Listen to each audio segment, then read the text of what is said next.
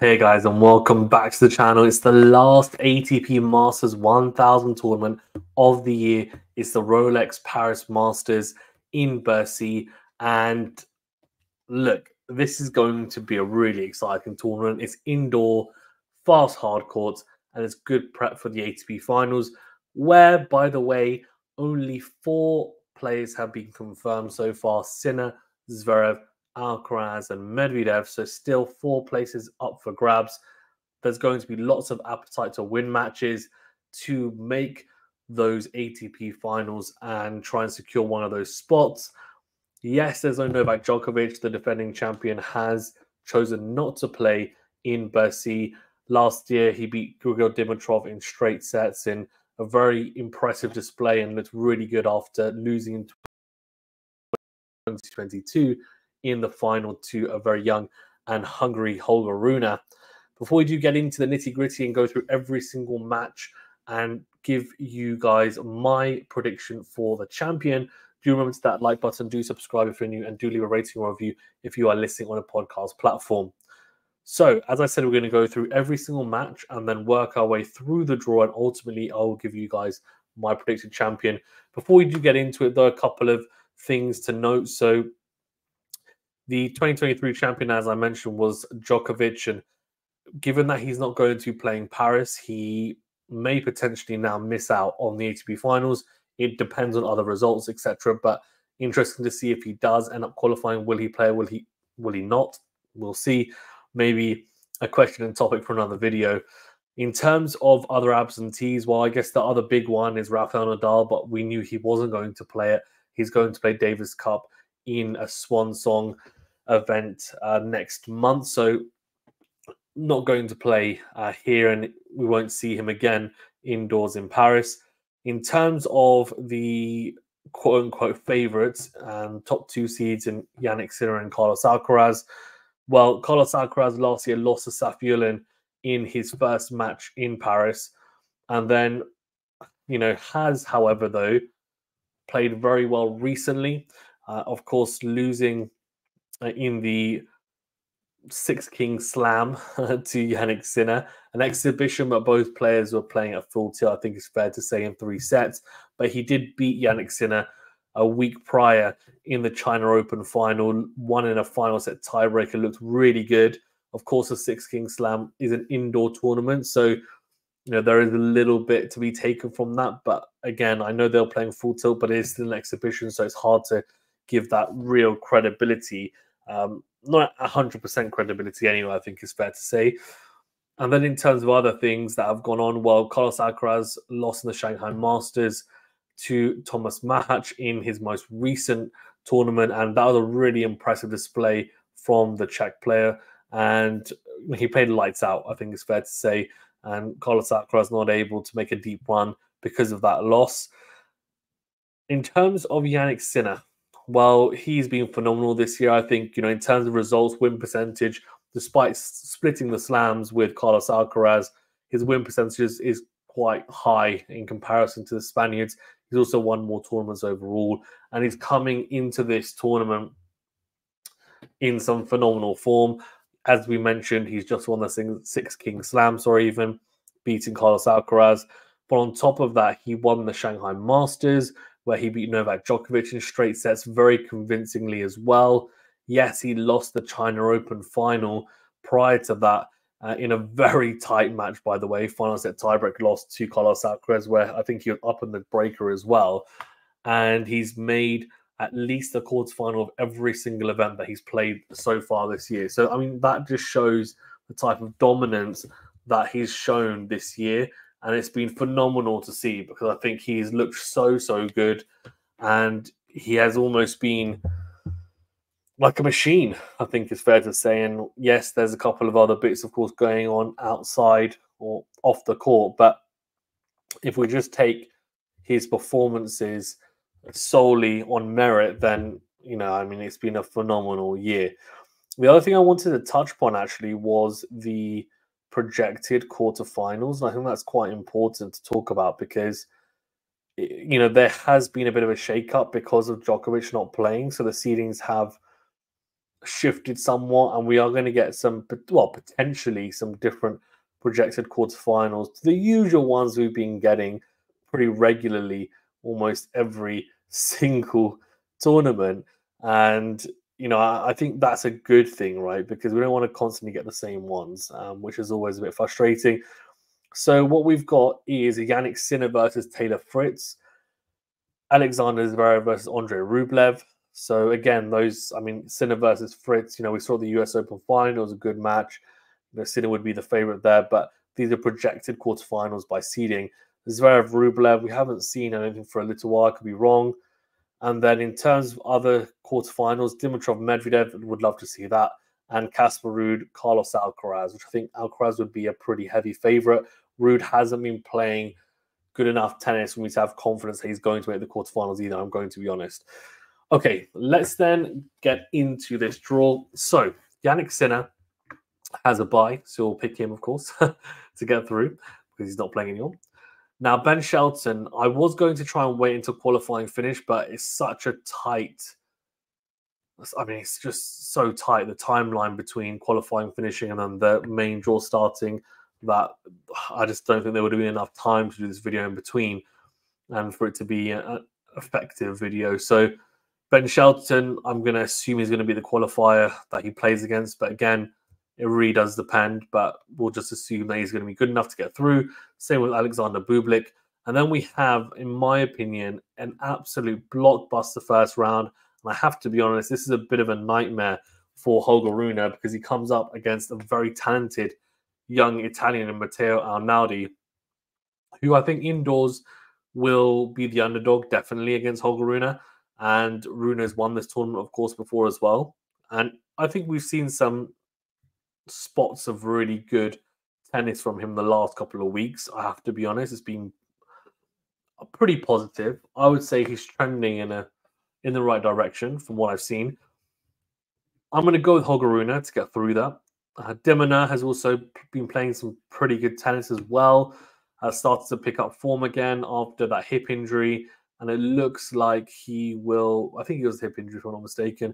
And it looks like he's fully fit.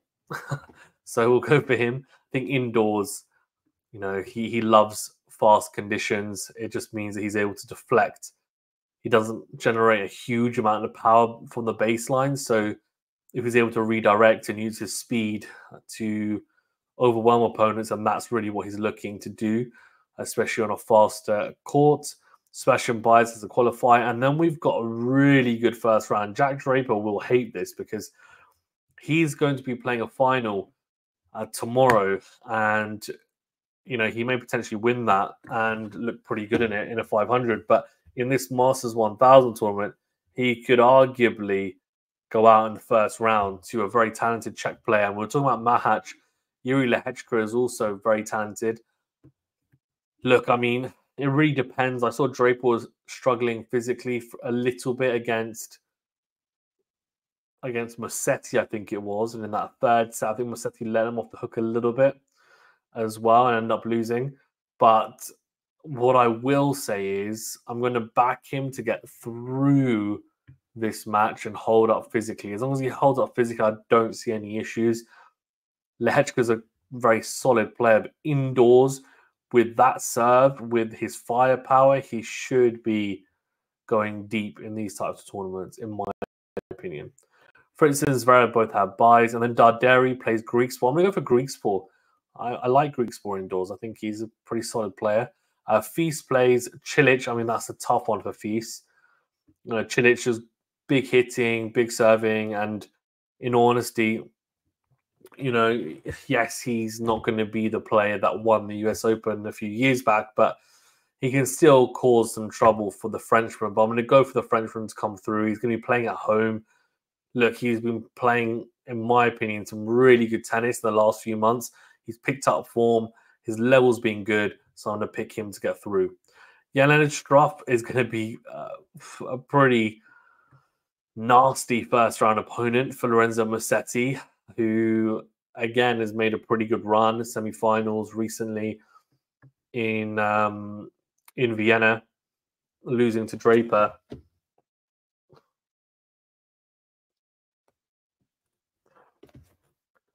I'm going to go with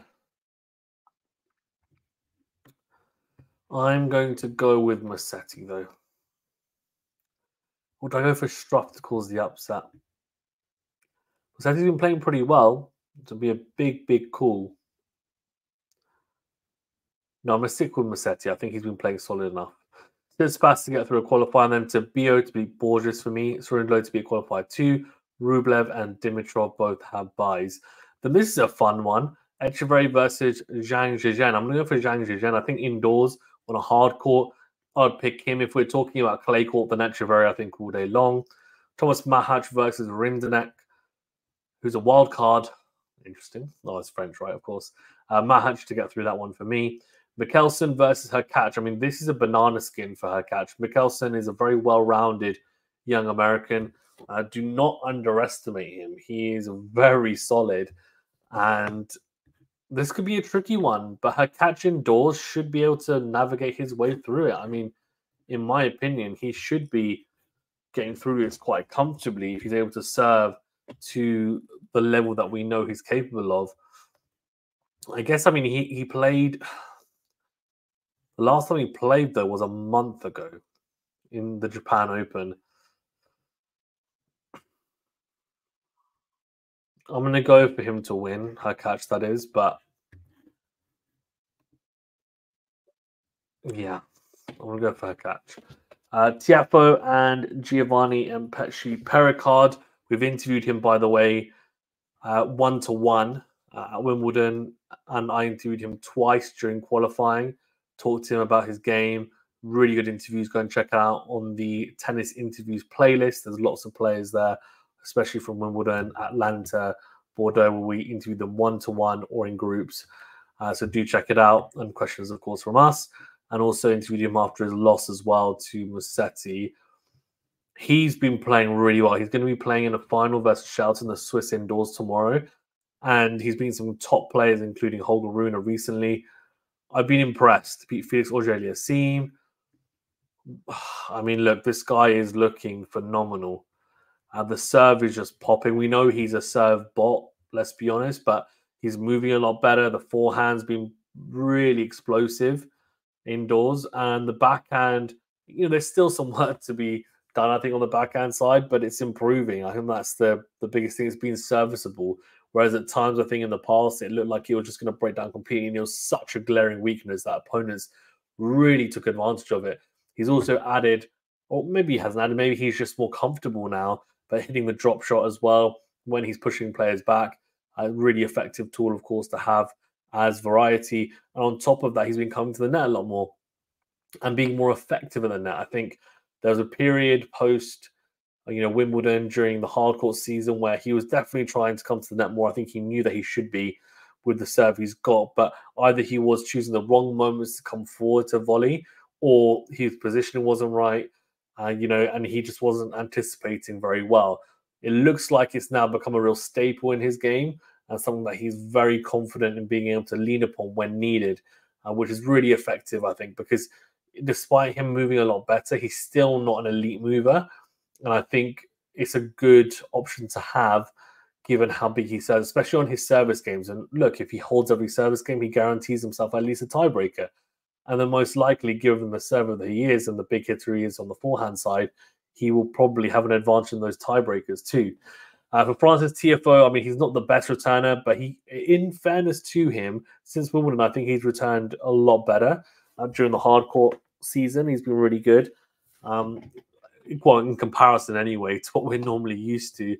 He's also been playing some solid tennis, seems to have some issues with the time, the shot clock for serving, and that's been an ongoing thing. I think he's got time violations in the last 4 matches he's played, and seems to really be going after the chair umpires, who, by the way, they're only enforcing it. So I think it's a little bit harsh to be going after the chair umpires, considering they're just enforcing the rules that are there to be upheld. But I don't know. The rule is another video that we could easily do and talk about for 10 minutes or so, if not more. But in this matchup, depends on how Pericard's going to come out of that Swiss indoor final. physically.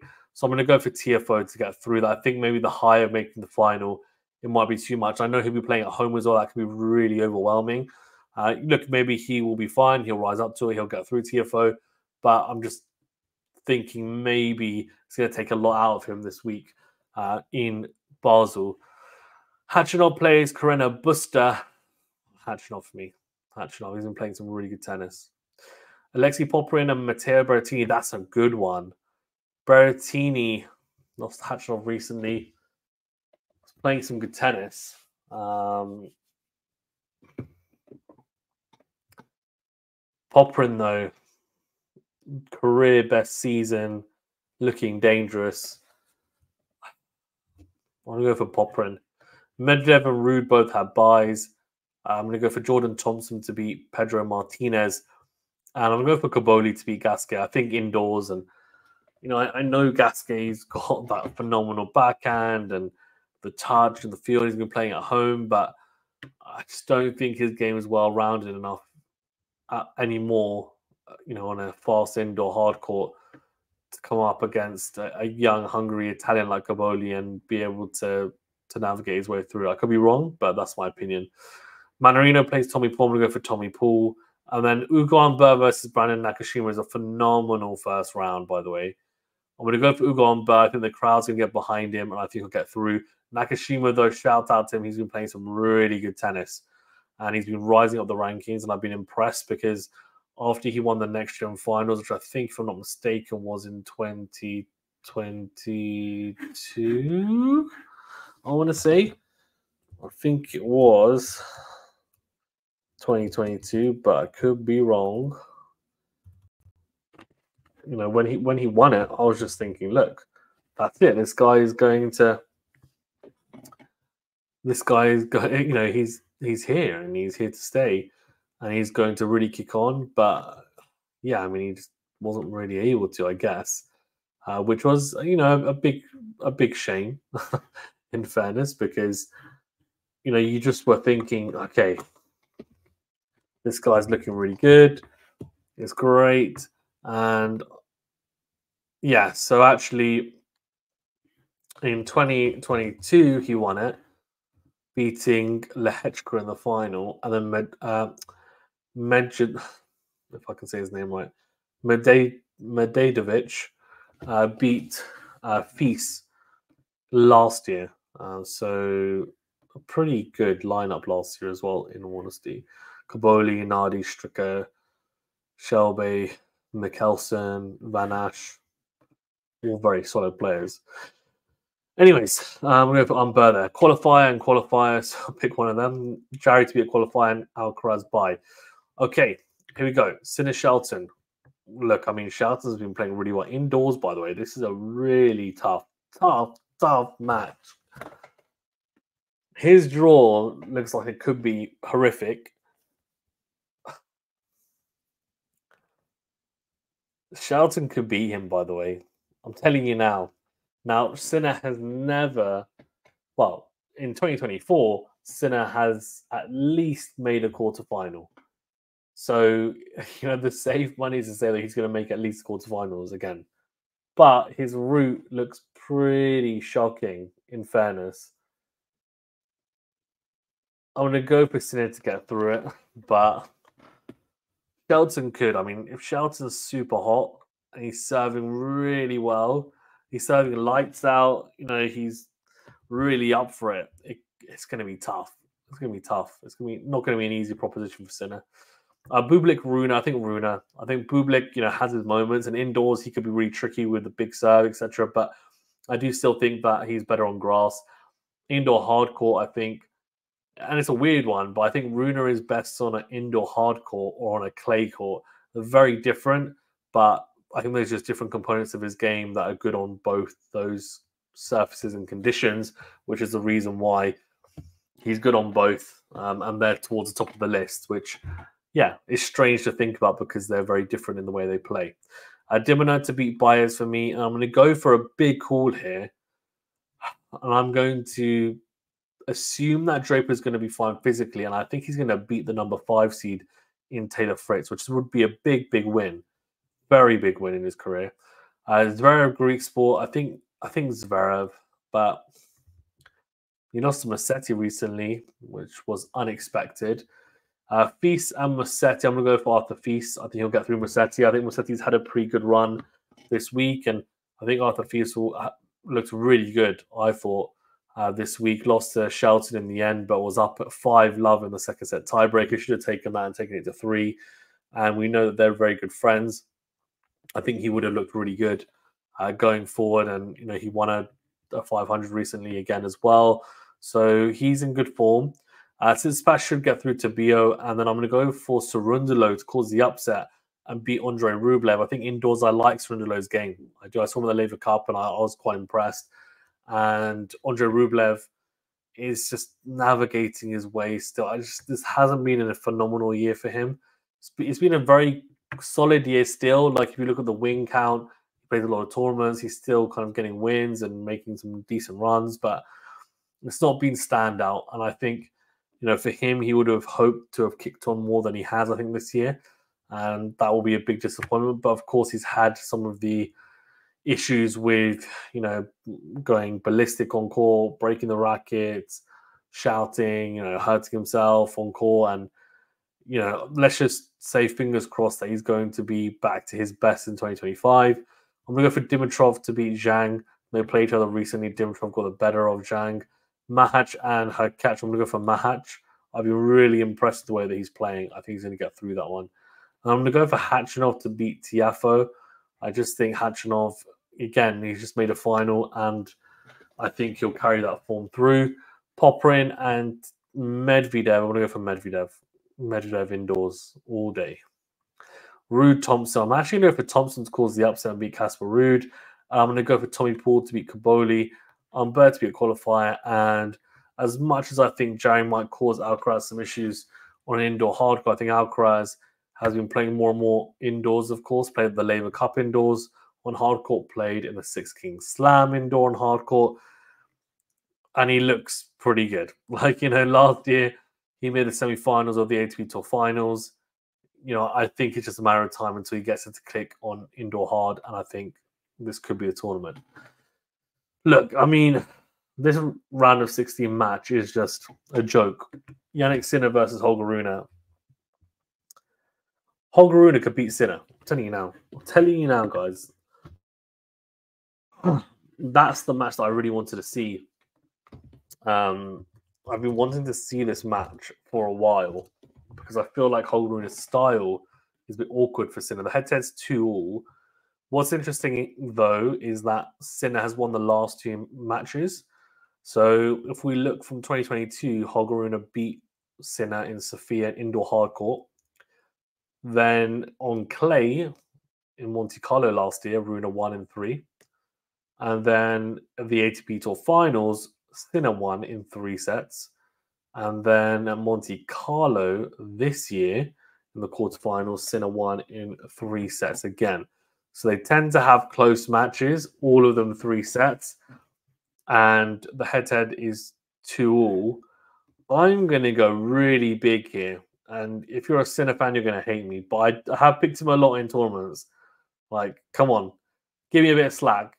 And I'm just thinking to myself, surely, like, the ridiculous consistency he's had all year of making at least a quarterfinal, surely he can't go a whole season doing that and winning the amount of tournaments that he's won. I mean, surely he has to have one tournament where there's a slight quote-unquote blip, which, to be honest, against Rune, I feel like it's a bit harsh to call it that, but, by his standards this year, it would be. I'm going to go for Holger Rune to do it. I'm going to go for him to beat Sinner, and it'll be a massive win for his career. For Sinner, nothing really changes, right? I mean, he just thinks, look, fine, on the day, Holger's played some really good tennis, and I haven't maybe played my best. I've lost, but it's not the end of the world. I've won X amount of titles this year. I've won 2 Grand Slams. I'm world number 1.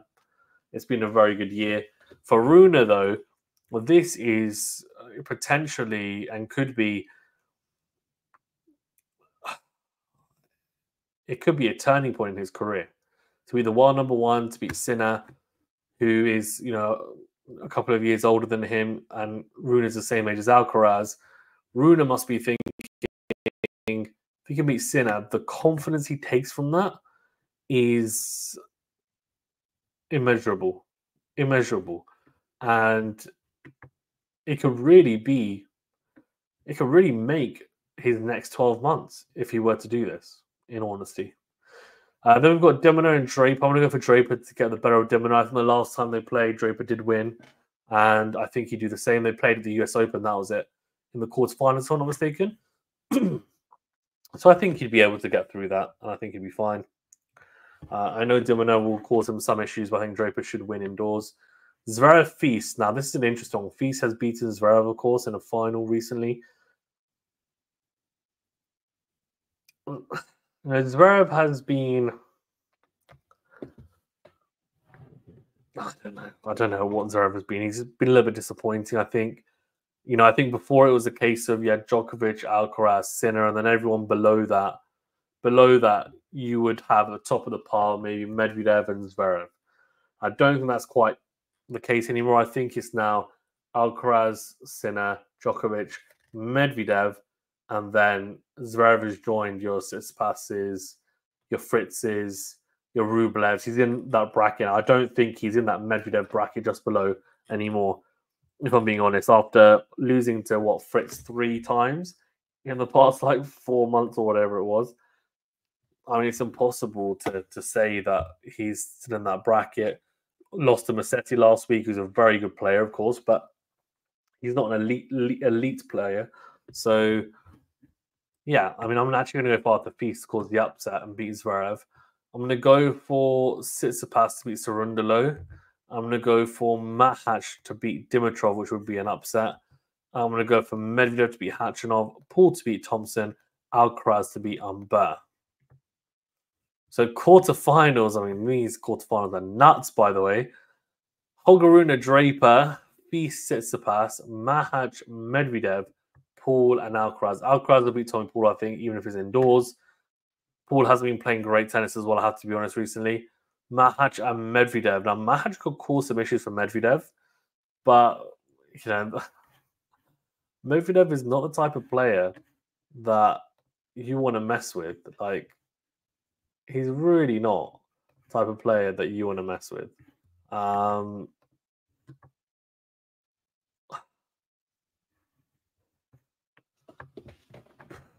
going to go with... I don't know.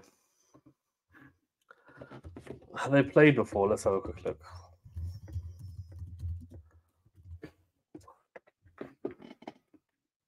They have. Medvedev won both of them. One this year on clay, 4 sets, and then 2 years ago in Indian Wells. Doesn't really count, does it? Not really. And then Feast versus Tsitsipas. Let's see, what's the head-to-head here? Tell me, what's the head-to-head, eh? Well, they just played, of course, in the Swiss indoors, and Feast won 7-6, 6-3. Played in Antwerp last year, indoor hard again. Feast won 7-6, 7-6. That was very tight. 7-5, 7-4 in the tiebreakers as well. I'm going to go for Feast to win again. And Rune Draper, they must have played. Surely. Rune Draper. Head-to-head is 1-0 in favour of Rune. And that was this year, 6-4, 6-2, outdoors in Cincinnati. I'll go for Rune to beat Draper. I think Rune will be able to absorb the pace of Draper, and he'll be able to redirect it. I think he's the type of player that's able to play well against big hitters. He's got the skill set to combat it. Medvedev, Mahac. As much as I'd love to see Mahac in the semi-final, I think Medvedev will get through it. So then we've got some interesting semi-finals. We've got Rune versus Feast, which I think is pretty crazy considering that we've got Sinner in that section, in that half. We haven't picked him, which could easily come back to bite me, to be honest, because he's just been so consistent. Head-to-head is 2-1 in favor of Feast, by the way, against Rune. And they last played, they played twice this year, once on hard court, 7-6, 7-6, wow. 10-8 and 12-10, the tiebreakers. That was in Tokyo not too long ago. But in Hamburg on clay, 6-4, 4-1, and Rune retired. And last year they played in Rome on clay, and Rune won 6-3, 6-3. So what that Tokyo match tells me is that this is going to be super close. I'm going to go for Rune, though, to level up the head-to-head and win against Feast and go 2-2. And then I'm going to go for... Do I go for Alcaraz to beat Medvedev on an indoor hard court? Because I feel like these conditions are arguably the best chance that someone like Medvedev has against Alcaraz. But the issue is that Medvedev just doesn't seem to have figured out how to play Sinner and Alcaraz recently anyway.